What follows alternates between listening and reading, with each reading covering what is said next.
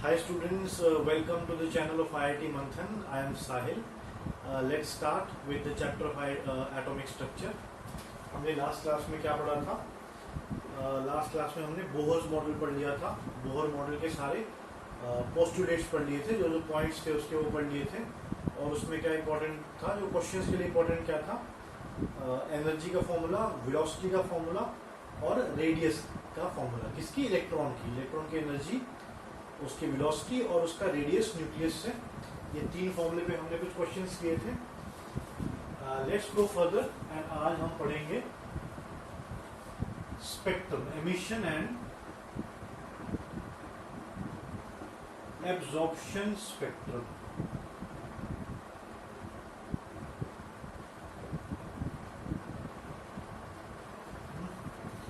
Definition वगैरह से पहले तो एक बार ऊपर से देख लेते हैं ये होता क्या है. एमिशन का मतलब क्या है? रिलीज करना. ठीक है. इलेक्ट्रोमैग्नेटिक वेव्स हम अच्छे से पढ़ चुके हैं. कौन कौन सी इलेक्ट्रोमैग्नेटिक वेव्स कौन कौन सी हमने देखी थी जब हमने वेवलेंथ का चार्ट बनाया था कि वेवलेंथ ऐसे इंक्रीज हो रही है, फ्रीक्वेंसी ऐसे इंक्रीज हो रही है. सबसे राइट पे सबसे ज्यादा वेवलेंथ किसकी थी? रेडियो वेव्स की, राइट. और सबसे लेफ्ट पे कौन सी थी? Cosmic rays. मतलब वेवलेंथ सबसे ज्यादा किसकी? रेडियो वेव्स की. और फ्रीक्वेंसी सबसे ज्यादा कॉस्मिक रेज की. तो इसमें एक और पॉइंट ध्यान रखो, ये लिख लो, ये भी इंपॉर्टेंट पॉइंट है कि डिफरेंट मीडियम अगर हो जाए, देखो सपोज इलेक्ट्रोमैग्नेटिक वेव्स चल रही हैं, ठीक है. एक पॉइंट से बहुत सारी वेव्स गई अलग अलग, सारी इलेक्ट्रोमैग्नेटिक वेव्स, तो उनकी स्पीड सेम रहेगी. मगर अगर मीडियम चेंज हो गया, मतलब पहले हवा में जा रही हैं, उसके बाद हमने प्रिज्म रख दिया, एक प्रिज्म, ठीक है, या कोई और अलग डेंसिटी का एक मीडियम रख दिया, उसको मीडियम बोलेंगे. जैसे पहले हवा में चल रही है रेस, तो हवा मीडियम है. बाद में अगर प्रिज्म के अंदर से पास करेगी तो प्रिज्म मीडियम है. तो अगर हमने मीडियम चेंज कर दिया तो क्या चेंज होगा? डिफरेंट मीडियम में ऑल वेव्स की, अगर डिफरेंट मीडियम हो जाए तो वेव्स की फ्रीक्वेंसी रिमेन्स सेम. ठीक है. फ्रीक्वेंसी नहीं बदलती है वेव्स की, जो भी फ्रीक्वेंसी है वो सेम रहेगी. फॉर्मूला क्या था? Mu equal to c by lambda. ये फॉर्मूला याद करो. तो जो भी कोई मीडियम हो, फ्रीक्वेंसी चेंज नहीं होगी. मतलब अगर हवा में जो फ्रीक्वेंसी है, जो न्यू है, वही प्रिज्म में होगा. ठीक है. वही अगर कोई ग्लास के अंदर से पास कर रही है, वही ग्लास के अंदर होगा. जो भी मीडियम होगा उसके अंदर फ्रीक्वेंसी हमेशा सेम रहेगी. क्या क्या चेंज होगा? तो फिर चेंज क्या हुआ? What changes? लैम्डा चेंज होगा, मतलब वेवलेंथ चेंज होगी और स्पीड भी चेंज होगी. और ये दोनों इस तरह से चेंज होंगे कि इनकी रेशियो सेम आए. तभी हमने बोला है कि frequency does not change. Medium बदलते रहेंगे, अलग अलग होते रहेंगे, लेकिन उनकी फ्रीक्वेंसी हमेशा सेम रहेगी. क्या क्या बदल सकता है? स्पीड बदल सकती है उनकी, और लैम्डा भी बदलेगा. और दोनों इस तरह से बदलेंगे कि रेशियो सेम रहे. ये इनकी रेशियो सेम रहेगी, मतलब सी बाय लैम्डा सेम रहेगा, तभी तो फ्रीक्वेंसी सेम रहेगी. तो इतनी बात हमने याद रखनी है कि जितनी वेव्स हमने पढ़ी हैं, सबकी स्पीड अलग अलग होती है. मीडियम बदल जाए, मतलब पहले हवा से आ रही है सपोज, इसमें बहुत सारी वेवलेंथ्स हैं. ठीक है. विजिबल लाइट की बात करते हैं या फिर व्हाइट लाइट की बात करते हैं. चलो, व्हाइट लाइट के अंदर 7 कलर्स होते हैं. VIBGYOR, VIBGYOR. कौन कौन से हैं ये? वॉयलेट. ये पॉइंट याद कर लेना, लिख लेना अच्छे से, लिख लेना और याद कर लेना अच्छे से. ये भूलना नहीं है कि डिफरेंट मीडियम में फ्रीक्वेंसी सेम रहती है वेव की, स्पीड बदल जाती है, लैम्डा बदल जाता है. तो व्हाइट लाइट, अगर हम व्हाइट लाइट आ रही है, अब मीडियम सेम है, तो सब इसमें किस किस से बनी है व्हाइट लाइट? इसमें ये 7 कलर्स हैं. व्हाइट लाइट के अंदर 7 कलर्स हैं. कौन कौन से? Violet, indigo, blue, green, yellow, orange और रेड। ठीक है, तो हमें पता होना चाहिए व्हाइट लाइट, जो व्हाइट लाइट है वो किससे बनी हुई है, इन 7 डिफरेंट कलर से। विबग्योर बोलते हैं इसको। सबसे ज्यादा फ्रीक्वेंसी वॉयलेट की होगी, हाईएस्ट फ्रीक्वेंसी।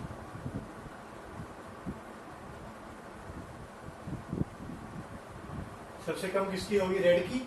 अगर फ्रीक्वेंसी कम है तो वेवलेंथ ज्यादा है, तो मैक्सिमम वेवलेंथ है रेड की। ये भी याद होना चाहिए, मैक्सिमम वेवलेंथ होगी रेड की, राइट। तो व्हाइट लाइट किससे बनी है, 7 डिफरेंट कलर से। उनके नाम क्या है, विबग्योर। सबसे ज्यादा फ्रीक्वेंसी वॉयलेट की है, सबसे कम फ्रीक्वेंसी रेड की है, और वेवलेंथ सबसे ज्यादा रेड की है, सबसे कम वेवलेंथ ये होती है। इतनी बात हमारे समझ में आ गई। अब ये क्यों पढ़ा था हमने, ये डिफरेंट मीडियम में डिफरेंट स्पीड। देखो सपोज व्हाइट लाइट आ रही है यहां से, और ये हमने प्रिज्म पे गिराई, ये व्हाइट लाइट थी। इसके अंदर ये एयर से पास कर रही है, 7 कलर्स हैं, और यहाँ पे एयर के अंदर सबकी स्पीड क्या है, c है, mu equal to c by lambda. सबकी स्पीड भी सेम है इसके अंदर, तो एक जैसे दिखेंगे, और मिलती है क्या है, व्हाइट लाइट। जैसे ही मीडियम चेंज हुआ, प्रिज्म का मीडियम आ गया, ये है प्रिज्म। जैसे ही मीडियम चेंज हुआ, सब की डिफ्रैक्शन हुई, और अलग अलग स्पीड की वजह से ये 7 अलग अलग कलर में ब्रेक हो गई। स्पीड अलग हुई, मीडियम अलग हुआ, तो फ्रीक्वेंसी सेम रही, लैम्डा बदल गया, सी बदल गया। ये वेवलेंथ आप क्या बोलेंगे, डिस्पर्स हो गई या बिखर गई। फिर बिखरने के बाद अब जब अलग हो गई, सेपरेट हो गई, फिर यहाँ पे एक फोटोग्राफिक प्लेट लगा के, फोटोग्राफिक प्लेट, तो इलेक्ट्रोमैग्नेटिक वेव्स ही पढ़ रहे हैं हम। इलेक्ट्रोमैग्नेटिक वेव में हमने पहले क्या देखा कि अगर मीडियम बदल जाए तो फ्रीक्वेंसी नहीं बदलती, स्पीड और लैम्डा बदल जाता है। तो अगर एक लाइट आ रही है, सपोज व्हाइट लाइट का हमने केस लिया, एक हमने केस लिया व्हाइट लाइट का। व्हाइट लाइट आ रही है, सबकी यहाँ पे स्पीड सेम है c हवा में, प्रिज्म में अलग अलग हो गया c भी और लैम्डा भी, तो बिखर गई। इसको डिस्पर्जन बोलेंगे, डिस्पर्जन। बिखरने के बाद अलग अलग कलर्स हो गए। यहाँ जब हमने ऑब्जर्व किया तो ये विबग्योर हमें ऑब्जर्व हो गया, यहाँ पे पैटर्न बनेगा, फोटोग्राफिक प्लेट के ऊपर पैटर्न बनता है। ये वॉयलेट कलर सबसे पहले, फिर इंडिगो, फिर ब्लू, फिर ग्रीन, फिर येलो, फिर ऑरेंज, फिर रेड, राइट। तो जरिया क्या है, अगर एक सिंगल व्हाइट लाइट जा रही है, सपोज ये व्हाइट लाइट ना हो, इसके अंदर 3 ही कलर हो, 3 कलर हो, मतलब VIP, ये टॉप के 3 है, या कोई से भी 3 है, वॉयलेट, ग्रीन, ऑरेंज, कोई से भी रैंडमली 3 है, और एक साथ जा रही है, तो एक साथ जब जाएगी तो मिक्स होकर कोई कलर दिखेगा। अब हमें देखना है कौन सा है, तो मीडियम बदलना पड़ेगा उसका। मीडियम बदलते ही वेलोसिटी अलग अलग हो जाएगी, कोई तेज कोई दूर, वेवलेंथ भी अलग हो जाएगी, बिखर जाएंगी। फिर ऑब्जर्व कर लेंगे, यहाँ पे फोटोग्राफिक प्लेट पे पता चल जाएगा लैम्डा के हिसाब से कि कौन कौन से कलर की वेवलेंथ है। तो ये जो इंस्ट्रूमेंट है, ये नोट कर लो, highest frequency violet, highest wavelength red.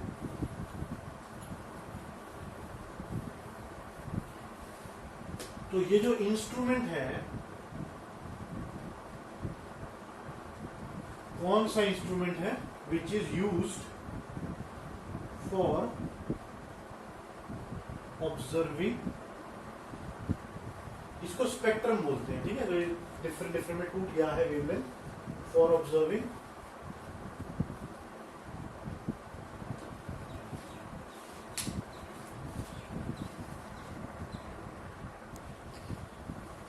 Note करो, ऐसा इंस्ट्रूमेंट जो which is used to separate radiations, ठीक है। ये व्हाइट लाइट के अंदर ये 7 डिफरेंट रेडिएशंस थी, कौन कौन सी, विबग्योर। और यहाँ पे सबकी सेम स्पीड थी, सेम, c सेम था सबका, स्पीड ऑफ लाइट। जैसे ही मीडियम चेंज हुआ, c बदल गया और उससे स्प्लिट हो गई डिफरेंट लाइन्स, इनको डिस्पर्जन बोलते हैं। तो ये जो ऐसा instrument which is used to separate radiations of different wavelengths और फ्रीक्वेंसीज इज कॉल्ड स्पेक्ट्रोस्कोप। तो पहले सारे एक साथ इकट्ठे ट्रैवल कर रहे थे, व्हाइट लाइट दिख रही थी। ऑल्दो वॉयलेट विबग्योर, अगर सारे कलर्स देखो, violet, blue, green, orange, red, इन सबकी फ्रीक्वेंसी अलग है, लैम्डा अलग है।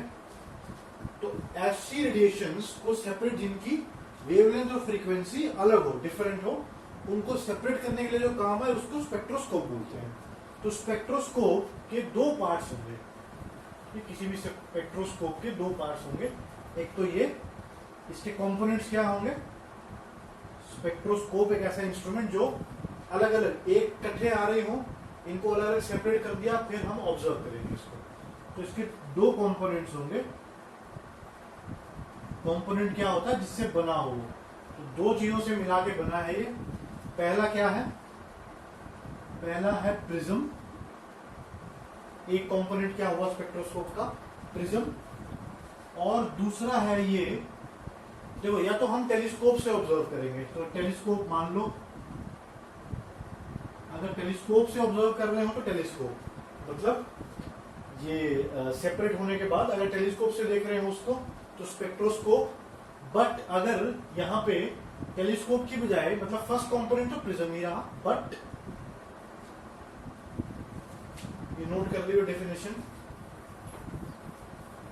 अगर दूसरा कंपोनेंट फोटोग्राफिक फिल्म हो जाए, फोटोग्राफिक फिल्म हो जाए, है ना, तो फिल्म के ऊपर गिरेंगे सारे कलर्स, तो उसको बोलेंगे स्पेक्ट्रोग्राफ।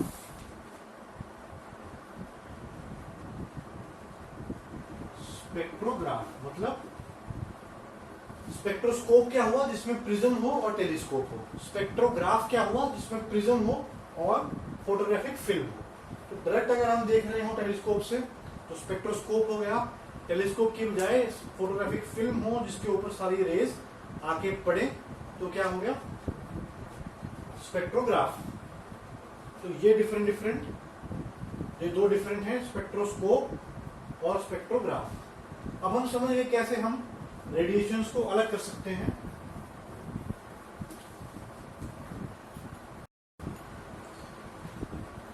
और जब ये सपोज व्हाइट लाइट इसके ऊपर आई, ये ब्रेक हुआ, फिर अलग अलग रेडिएशंस ब्रेक हुए, जब यहाँ पे हम इनका स्पेक्ट्रम देखेंगे तो इसको क्या बोलते हैं? जैसे जो ब्रेक स्पेक्ट्रम, पहले एक साथ ही ट्रैवल कर रही थी, बाद में अलग अलग हो गई, खिल गई, डिस्पर्जन बोलते हैं उसको। यहाँ पे जब हमने फोटोग्राफिक प्लेट पे ऑब्जर्व किया, अलग अलग ब्रेक होके दिखी हमें। तो एक चीज और ध्यान में क्या रखनी है, जो डिफरेंट कलर्स हैं, जैसे रेनबो के जो कलर्स हैं, कहां से शुरू होते हैं? वॉयलेट, इंडिगो,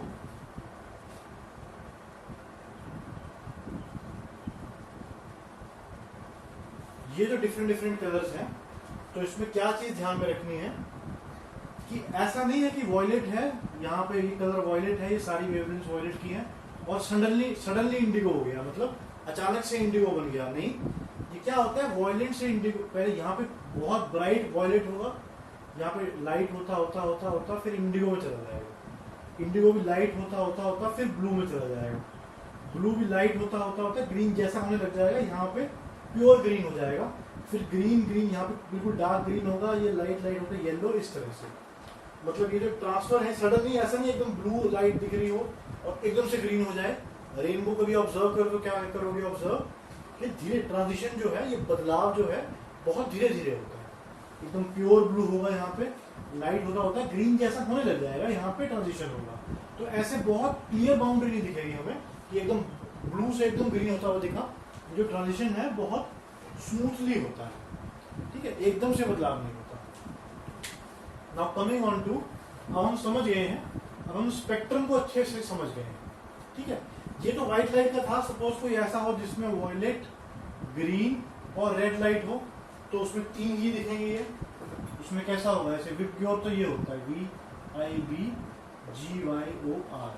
अगर यहाँ पे व्हाइट लाइट आई, सपोज एक केस अगर लें व्हाइट लाइट का यहाँ पे, तो ये सारे पैटर्न दिखेंगे हमें फोटोग्राफिक प्लेट पे। बट अगर सपोज ये तीन ही आए, वॉयलेट, ग्रीन और रेड, तो कौन कौन से दिखेंगे? वॉयलेट, ग्रीन और रेड, ये तीन ही डार्क होंगे बस फोटोग्राफिक फिल्म पे। अगर ऐसी कोई लाइट आ रही है जिसमें तीन कलर्स हैं, उसका डिस्पर्जन करवा दिया हमने प्रिज्म से, उसका स्पेक्ट्रम हमने ऑब्जर्व किया, तो यही तीन कलर्स दिखेंगे, राइट। और जरूरी नहीं है पूरा पूरा वॉयलेट, ऐसा भी हो सकता है कि सिर्फ दो ही फ्रीक्वेंसी हो वॉयलेट की, मतलब ये दिखे और ये दिखे वॉयलेट की। वॉयलेट की दो ही, बहुत सारी फ्रीक्वेंसी होती है, ठीक है। तो इस तरह केस भी देखने को मिल सकता है। Now coming on to emission and absorption spectrum. देखो बहुत मॉडल वाला लेक्चर देख लेना, उसके बाद ही ये अच्छे से समझ आएगा एमिशन एंड एब्जॉर्प्शन स्पेक्ट्रम। हमने रदरफोर्ड के ड्रॉबैक में एक ये पॉइंट भी पढ़ा था, ठीक है। रदरफोर्ड का अगर मॉडल की लिमिटेशंस थी, he was not able to explain emission spectrum of elements. तो वो बोहर के मॉडल एक्सप्लेन कर पा रहा था, मतलब बोहर का model was able to explain emission spectrum of elements। तो देखते हैं कैसे होता है। पहले emission spectrum पे आ जाओ। emission spectrum क्या होता है? देखो, अगर कोई सोर्स ऑफ एनर्जी है,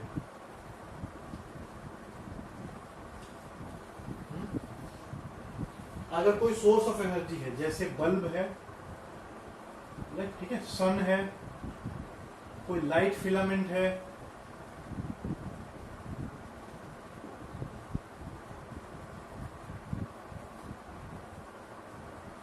हॉट आयरन है, लोहा, गर्म लोहा है मान लो, ये सारे क्या है? सोर्स ऑफ एनर्जी है ना।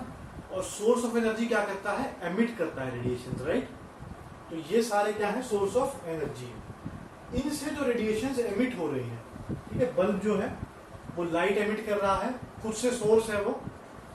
तो इनसे जो रेडिएशन एमिट हो,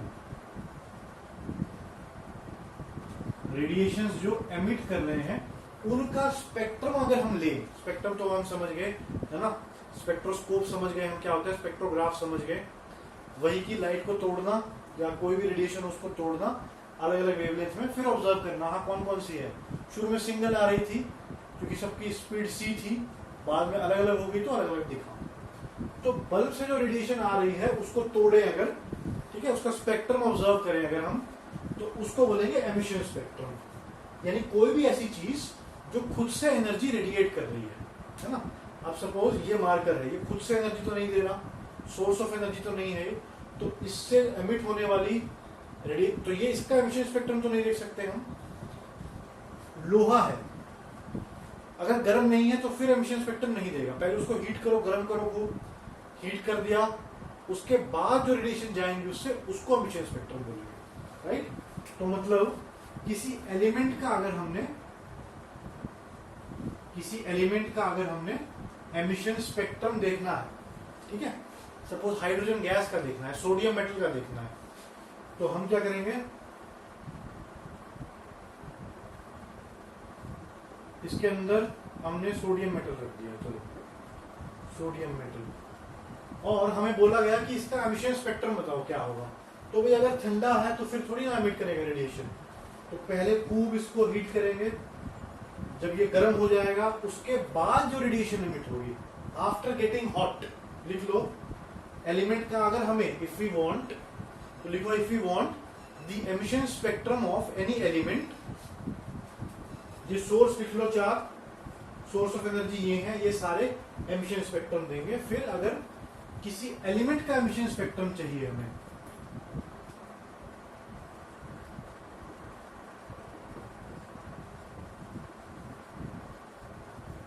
एमिशन स्पेक्ट्रम ऑफ एलिमेंट अगर हमें चाहिए, तो हमें क्या करना होगा, heat it for a certain interval of time,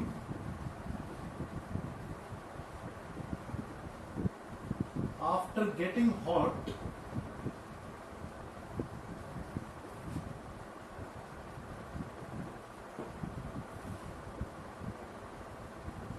when the element emits radiations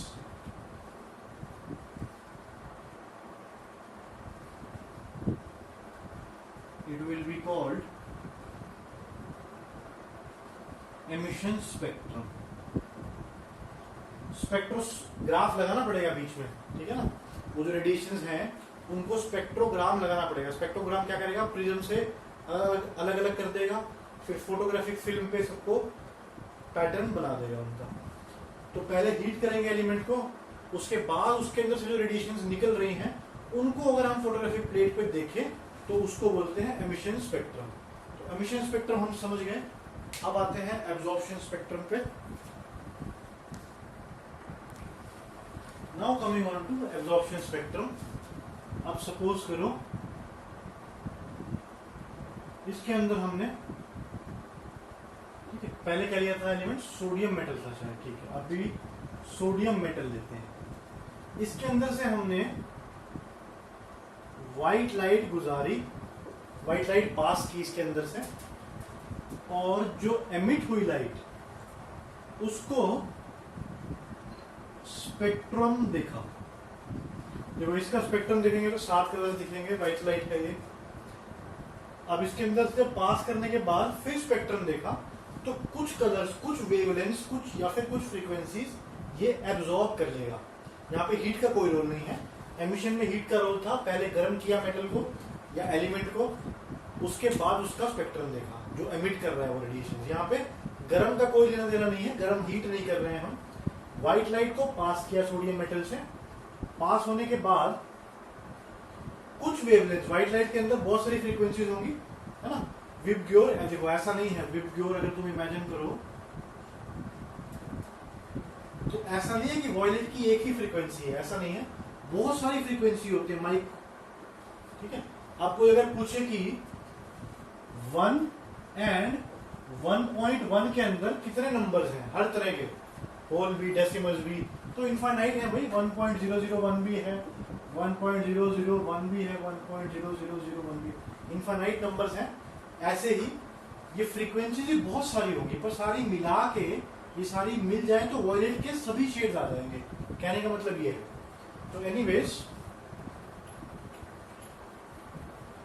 हमें क्या समझना है अभी कि व्हाइट लाइट इसके अंदर से पास हुई, कुछ फ्रीक्वेंसी इसने एब्जॉर्ब कर ली, और जो रिमेनिंग है उसका स्पेक्ट्रम हमने देखा, ठीक है। व्हाइट लाइट इसके अंदर से पास की, कुछ गिनी चुनी सोडियम मेटल ने फ्रीक्वेंसीज एब्जॉर्ब कर ली, जो रिमेनिंग थी वो निकल गई, उनका स्पेक्ट्रम देख लिया। तो जो मिसिंग थी वो इसने एब्जॉर्ब की होगी। सपोज स्पेक्ट्रम हमने देखा, इसके अंदर जो भी मिसिंग है व्हाइट लाइट के अंदर, ये सारी होती है फ्रीक्वेंसीज, यहां से लेके यहां तक जितनी भी है वो सारी होती है व्हाइट लाइट के अंदर। तो यहाँ पे जो मिसिंग थी, जैसे येलो होती है सोडियम मेटल की, जो भी मिसिंग होगी वो नहीं दिखेगी। सपोज ये सारी दिखी, येलो की नहीं दिखी, तो हम समझ गए कि सोडियम ने येलो कलर एब्जॉर्ब किया होगा, राइट। इस कलर की फ्रीक्वेंसीज या वेवलेंथ उसने एब्जॉर्ब की होगी, बाकी एज इट इज रिलीज कर दी। तो हम समझ गए, मतलब एमिशन में क्या हुआ, हीट किया हमने, स्टोव पे रख दिया, नीचे गैस बर्नर पे रख दिया, गैस तेज की, उसको हीट किया, बाद में जो उसका रेडिएशंस हैं वो व्यू की उस पे फोटोग्राफिक प्लेट पे, उसको बोलेंगे एमिशन स्पेक्ट्रम। और एब्जॉर्प्शन क्या होगा, व्हाइट लाइट पास की, कुछ गिनी चुनी फ्रीक्वेंसी या वेवलेंथ उसने एब्जॉर्ब कर ली, बाकी एज इट इज रिलीज हो गई। तो ये मिसिंग थी, मिसिंग कौन सी है, ये, बाकी एज इट इज आ गई। ये क्या हुआ, एब्जॉर्प्शन स्पेक्ट्रम।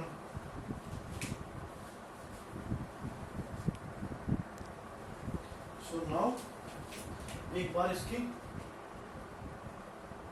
थियरी भी लिख लेते हैं, हमें समझ आ गया एमिशन स्पेक्ट्रम क्या है। और अगर इसकी थियरी देखनी हो तो फिर radiation emitted from a source, source किसका, एनर्जी का, दैट इज जैसे खुद ब खुद सोर्स हो सन, या फिर और हीटिंग, आयरन है या सोडियम मेटल है, उसको हीट कर दिया अगर, और heating some substance to a high temperature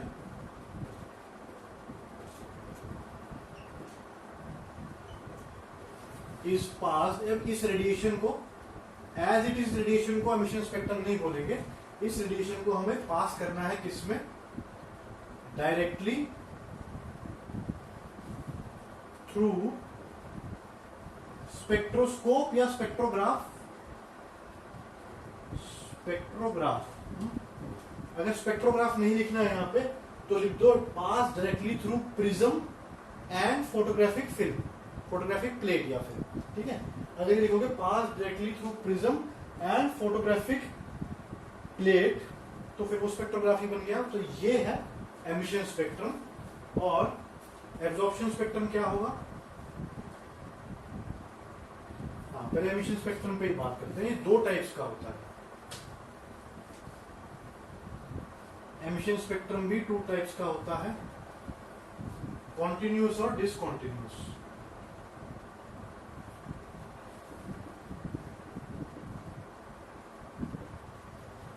continuous कैसा होगा, सपोज व्हाइट लाइट आ रही है कहीं से, अगर व्हाइट लाइट आ रही है कहीं से तो फिर उसका स्पेक्ट्रम कॉन्टिन्यूस होगा, सारी वेवलेंथ दिखेंगी उसमें। और मतलब अगर इससे कॉन्टिन्यूस क्या हुआ, सपोज व्हाइट लाइट आई इधर प्रिज्म पे गिरी, इसको हमने ऑब्जर्व किया और सारी वेवलेंथ दिखी बिल्कुल लगातार, कोई इसमें गैप नहीं है, तो वो कॉन्टिन्यूस हो गया। एक हो गया डिसकॉन्टिन्यूस। डिसकॉन्टिन्यूस का मतलब क्या है,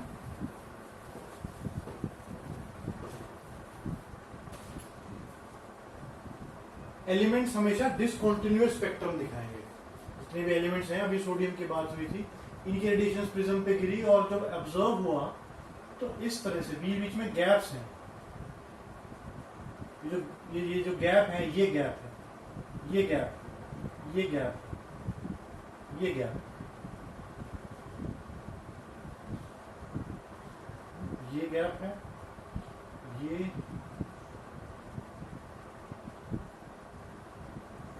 मतलब अच्छा वाला स्पेक्ट्रम है। और बीच बीच में कुछ फ्रीक्वेंसीज, कुछ रेडिएशंस गायब हैं, इसको बोलते हैं डिसकॉन्टिन्यूअस स्पेक्ट्रम। तो दो तरह के स्पेक्ट्रम होते हैं, राइट। एमिशन और एब्जॉर्प्शन तो अपनी जगह है, उसके अलावा दो तरह के होते हैं कॉन्टिन्यूअस। कॉन्टिन्यूअस में क्या होगा, बिल्कुल यहां से यहां जितनी वेवलेंथ है, फ्रीक्वेंसी है, सारी एज इट इज हमें दिखेंगी। और दूसरा होता है डिसकॉन्टिन्यूअस, जब बीच बीच की फ्रीक्वेंसीज या वेवलेंथ गायब होंगी। तो स्पेक्ट्रम भी दो तरह के हैं, कॉन्टिन्यूअस और डिसकॉन्टिन्यूअस। ये कॉन्टिन्यूअस का केस है और ये डिसकॉन्टिन्यूअस का एग्जाम्पल है।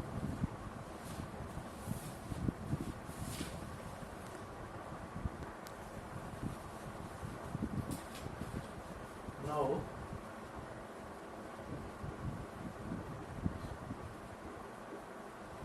Coming to absorption spectrum. तो इसमें क्या है, व्हेन व्हाइट लाइट कैसी होगी, व्हाइट लाइट का अगर हम स्पेक्ट्रम देखें तो कैसा होगा, कॉन्टिन्यूस या डिसकॉन्टिन्यूस। कॉन्टिन्यूस होगा विबग्योर से मतलब वॉयलेट से लेके रेड तक सारी फ्रीक्वेंसीज होंगी, सारी वेवलेंथ्स होंगी। When white light is first, पहले व्हाइट लाइट पास होगी, pass through the solution. Solution के अंदर सोडियम मेटल हो सकता है, कुछ भी हो सकता है। And then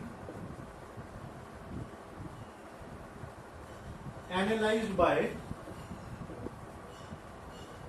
spectroscope. स्पेक्ट्रोस्कोप का प्रिज्म और टेलीस्कोप वाला। It is observed some dark lines are obtained.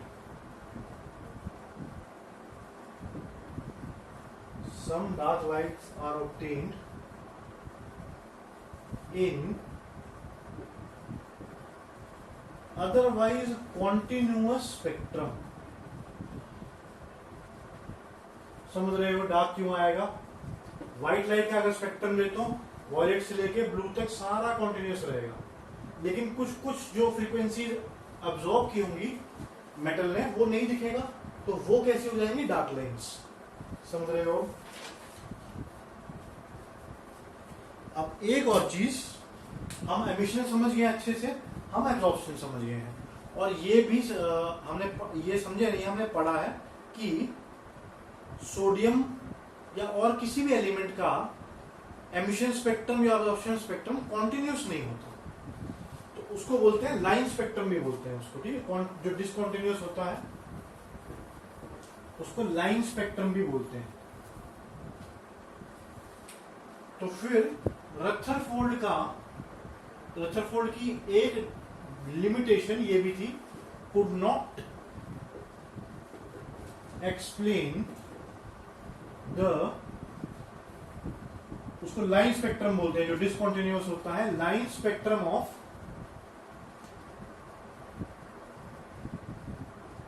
Elements, could not explain the line spectrum of elements. अब बोहर ने कैसे समझाया उसको, ये देखते हैं। इससे पहले थोड़ी सी और बात करते हैं एमिशन और एब्जॉर्प्शन स्पेक्ट्रम में। लेट्स से पहले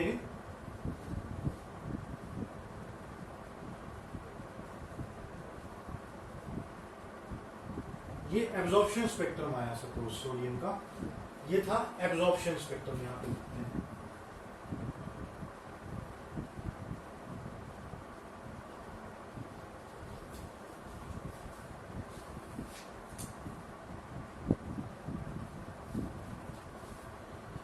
एब्जॉर्प्शन स्पेक्ट्रम में कैसा आएगा। सपोज यहां सोडियम है, ये व्हाइट लाइट गई, ठीक है? व्हाइट लाइट कैसी होगी? विद ग्योर, वॉयलेट से लेके रेड तक सभी कॉन्टिन्यूस होगा बिल्कुल, लेकिन जो इसने एब्जॉर्ब कर ली होगी, ठीक है, अपने में एब्जॉर्ब कर ली होगी, वो नहीं दिखेंगी। तो डार्क सर्कल, डार्क लाइंस आएंगी इसमें एब्जॉर्प्शन स्पेक्ट्रम में। मतलब कोई भी एलिमेंट लो, सोडियम नहीं, यहाँ पे कोई भी XYZ एलिमेंट है, उसका एब्जॉर्प्शन स्पेक्ट्रम कैसा होता है?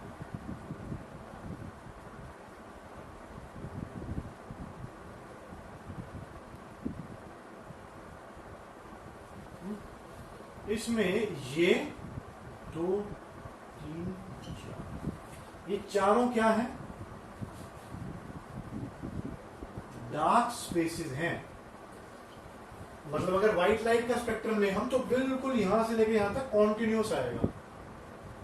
कोई एलिमेंट होगा तो वो जो जो फ्रीक्वेंसीज खुद एब्जॉर्ब कर लेगा, जाने ही नहीं देगा, उस अपने अंदर एब्जॉर्ब कर लेगा, वो गैप आएंगे फिर स्पेक्ट्रम में। तो ये किसी भी एलिमेंट का स्पेक्ट्रम है, और जनरली ऐसे दिखता है। बीच में से कुछ फ्रीक्वेंसीज गायब होती हैं, इनको बोलते हैं डार्क स्पेसेस।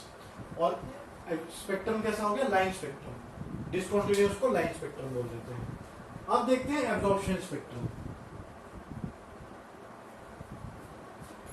जब हमने एब्जॉर्प्शन स्पेक्ट्रम देखा सेम एलिमेंट का, ये जो एलिमेंट है इसी एलिमेंट का, ये एब्जॉर्प्शन स्पेक्ट्रम है, और ये एमिशन स्पेक्ट्रम है।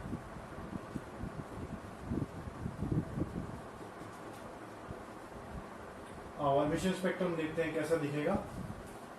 तो ध्यान दो मैं क्या बोल रहा हूं, जो जो यहाँ पे डार्क स्पेसेस थे वो यहाँ पे कलर्ड होंगे। एमिशन के अंदर जो यहाँ पे डार्क थे, ऐसे लो इसको,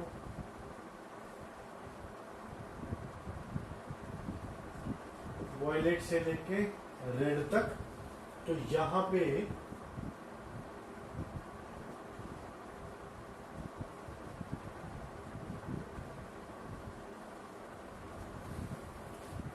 समझ रहे हो, यहां पे जो जो डार्क थे, गायब थे, वो यहां पे दिख रहे हैं। किसमें?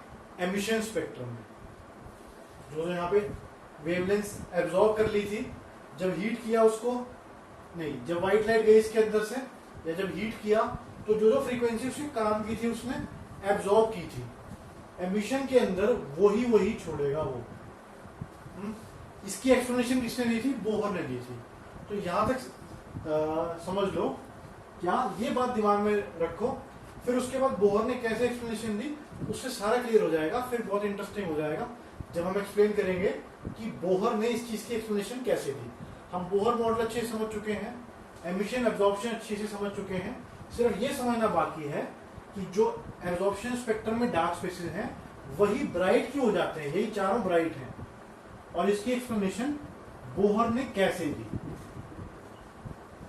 जो डार्क स्पेसेस है एब्जॉर्प्शन में वो एमिशन में ब्राइट हैं। अब देखते हैं इसकी एक्सप्लेनेशन बोहर ने कैसे दी।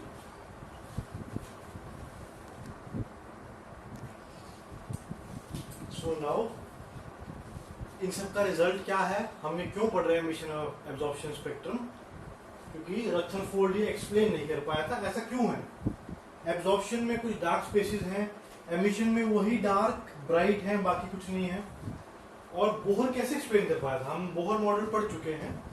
तो बोहर मॉडल की एक बहुत इंपॉर्टेंट पॉइंट कौन सा था बोहर मॉडल का, कि एनर्जी इज क्वांटाइज्ड। याद करो, है ना, बोहर मॉडल ने कहा था हर शेल में नहीं जा पाएगा इलेक्ट्रॉन। सपोज ये न्यूक्लियस है और ये बहुत सारे शेल्स हैं, ठीक है, तो उसने क्या कहा, जिसकी एनर्जी कितनी होगी -13.6 Z by Z² by n² electron volt.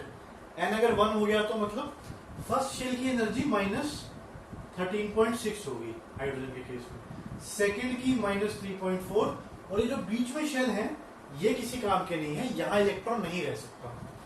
तो बोहर की थ्योरी की, बोहर ने जो थ्योरी दी थी उसका एक इंपॉर्टेंट पॉइंट था, एनर्जी इज क्वांटाइज्ड। क्वांटाइज का मतलब हम पढ़ चुके हैं पहले भी, मतलब अगर बहुत सारी वैल्यूज हैं तो सारी नहीं हो सकती उसकी, कोई कोई चूज की है वही वैल्यूज ले सकता है एनर्जी। और इसका मतलब भी क्या है कि न्यूक्लियस के अराउंड ऑर्बिट सर्कल्स तो बहुत सारे हैं, यहां से शुरू हो जाओ सारे सर्कल्स ही हैं, थोड़ा थोड़ा थोड़ा इंक्रीज करते रहो रेडियस, ये सारे सर्कल्स हैं, मगर हर एक में इलेक्ट्रॉन नहीं रह सकता। इलेक्ट्रॉन गिना चुने में रह सकता है जिसमें एनर्जी क्या है -13.6 n²। हाइड्रोजन के लिए Z1 हो गया अपॉन n², मतलब पहले शेल की एनर्जी होगी -13.6, दूसरे की -3.4 इस तरह से, तीसरे की -1.51 इस तरह से। अब एब्जॉर्प्शन स्पेक्ट्रम देखते हैं, ठीक है। याद करो एब्जॉर्प्शन स्पेक्ट्रम कैसे था, पूरा स्पेक्ट्रम है व्हाइट लाइट का, उसमें कुछ कुछ स्पेस थे, गायब थे।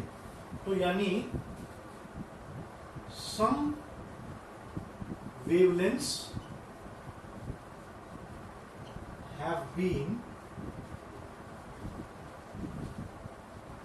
absorbed by the element, ठीक है। कुछ वेवलेंथ उसने एब्जॉर्ब कर ली, वो नहीं दिखी। एब्जॉर्प्शन स्पेक्ट्रम कैसे था, बीच में डार्क सर्कल्स थे, राइट, याद करो। ये डार्क सर्कल्स हैं, ये डार्क स्पेसेस हैं, ये 3 डार्क स्पेसेस हैं। तो ये क्यों है, क्योंकि उस एलिमेंट ने अपने अंदर एब्जॉर्ब कर ली, उसके काम का हुआ, उसने वो रेडिएशन एब्जॉर्ब कर ली। अब क्वेश्चन आता है कि वही वाली क्यों की, सारी रेडिएशन क्यों एब्जॉर्ब नहीं की, क्योंकि पहली शेल की एनर्जी है -13.6, दूसरे शेल की है -3.4, तीसरे की -1.51। अब जो एनर्जी एब्जॉर्ब करके वो यहां तक चला जाए, इनका डिफरेंस कितना है, इनका डिफरेंस आ रहा है माइनस करो 10.2 इलेक्ट्रॉन वोल्ट। अगर कोई इलेक्ट्रॉन इसके इस ऑर्बिट में घूम रहा है और उसको इतनी एनर्जी मिल जाती है, एनर्जी तो सारी है, जब व्हाइट लाइट आएगी तो सभी एनर्जीज की वेवलेंथ होगी, कॉन्टिन्यूस स्पेक्ट्रम आएगा, इस वेवलेंथ की एनर्जी वो एब्जॉर्ब कर लेगा, 10.2 लेके यहां पहुंचा, 10.1 वाली उसने एब्जॉर्ब नहीं की होगी, राइट। 10.2 इलेक्ट्रॉन की वोल्ट की एनर्जी उसने एब्जॉर्ब कर ली, और वो यहां पे क्या आएगा, डार्क स्पेस, करेक्ट। वो काम की थी उसकी 9 इलेक्ट्रॉन वोल्ट लेके वो क्या करेगा भाई, यहां से यहां तो आ ही नहीं सकता, पॉसिबल ही नहीं है, एनर्जी इतनी ही होनी चाहिए सेकेंड शेल की। तो 9 इलेक्ट्रॉन वोल्ट काम की नहीं है, 8.9 काम की नहीं है, 10.1 काम की नहीं है। जो काम की है यहां से जस्ट यहां से यहां जाए, वो इसने एब्जॉर्ब कर ली। ऐसे ही सेकंड से थर्ड शेल, अगर सेकंड में कोई इलेक्ट्रॉन हो, सपोज हाइड्रोजन ना होके कोई ऐसा एलिमेंट हो जिसके सेकंड में इलेक्ट्रॉन हो, तो वो यहां से यहां जाएगा, इनके बीच में जो गैप का एनर्जी है, गैप है जो एनर्जी का, वो एब्जॉर्ब कर लेगा, वो डार्क स्पेस आ जाएगा। ऐसे ये वाला भी, इसलिए सारे डार्क नहीं आए क्योंकि सारी वेवलेंथ उसके काम की नहीं है, सारी एनर्जीज जो है वेवलेंथ की वो उसके काम की नहीं है। वो जो काम की है, यहाँ से यहाँ पहुंचा रहा है, यहाँ से यहाँ पहुंचा रहा है, या यहाँ से यहाँ, वो इसने एब्जॉर्ब कर ली और वो डार्क स्पेसेस हमें दिख रहे हैं। इसको कैसे लिख सकते हो? Some wavelengths have absorbed by the element, those wavelengths which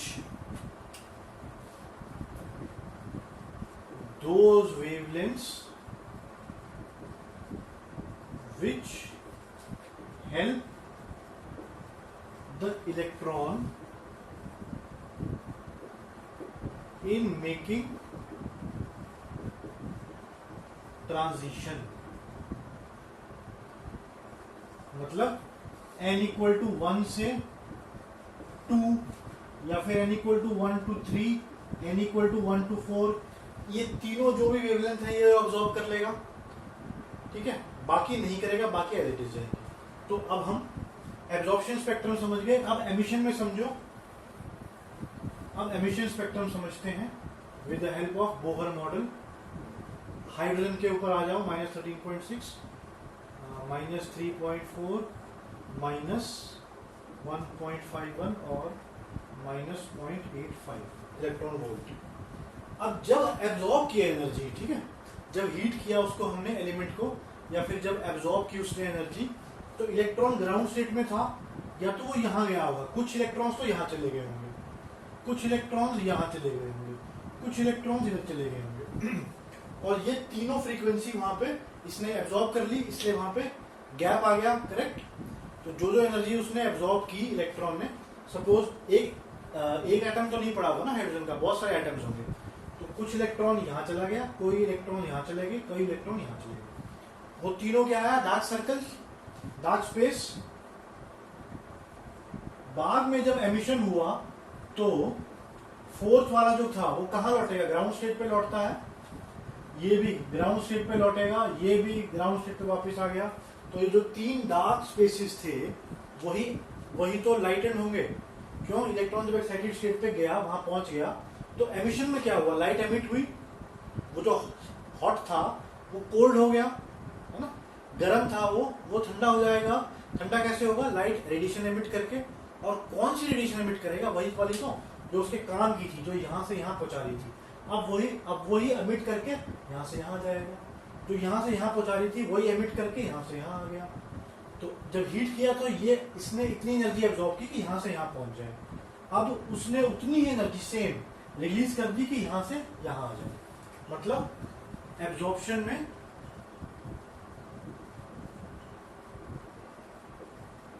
ground to excited state गया था इलेक्ट्रॉन, और एमिशन में वो सारे इलेक्ट्रॉन्स जो एक्साइटेड में थे वो एक्साइटेड से ग्राउंड पे आ गए। इसलिए सेम, अब वो डायग्राम देखो जो सबसे पहले लिखा था हमने, कि अब वो सेम जो डार्क स्पेसेस थे वो सेम अब लाइटन हो गए हैं। जो डार्क स्पेसेस थे, यानी जो फ्रीक्वेंसी एब्जॉर्ब की थी ग्राउंड से एक्साइट जाने में, वो सेम फ्रीक्वेंसी छोड़ रहा है एक्साइटेड से ग्राउंड जाने में। देखो यहाँ पे वेवलेंथ फ्रीक्वेंसी मैं सेम यूज कर रहा हूँ, सेम वर्ड है, क्योंकि अगर वेवलेंथ होगी तो कुछ फ्रीक्वेंसी भी होगी, तो वो वेवलेंथ जो एब्जॉर्ब की वही वेवलेंथ रिलीज करेगा। या फिर इस बात को ऐसे कहो कि जो फ्रीक्वेंसी एब्जॉर्ब की वही फ्रीक्वेंसी रिलीज करेगा। तो one and the same thing. तो हमने देखा कि how Bohr was able to explain emission and absorption spectrum. कैसे वो जो डार्क स्पेसेस आ रहे हैं यहाँ पे, वो यहाँ पे लाइट है, क्योंकि एनर्जी इज क्वांटाइज्ड। ये रदरफोर्ड एक्सप्लेन नहीं कर पाया था और बोहर ने इन्हें एक्सप्लेन किया अच्छे से।